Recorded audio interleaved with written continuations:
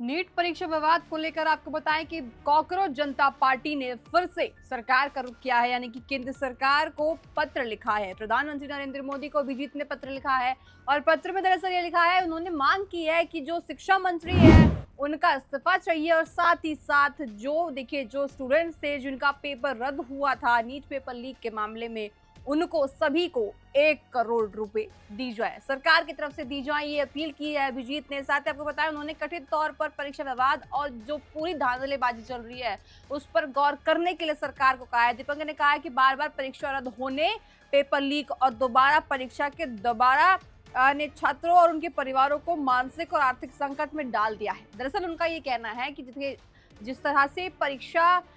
होती नहीं है और साथ ही पूरे साल छात्र मेहनत करते हैं, उसके बाद परीक्षा रद्द होती है, तो ऐसे में जो अभिभावक है उनके पैसे भी पूरी तरह से खराब होते हैं और जो स्टूडेंट है उनका भविष्य भी अंधकार में आ जाता है। ऐसे में देखिए उनकी मांग है, पत्र लिखकर उन्होंने कहा है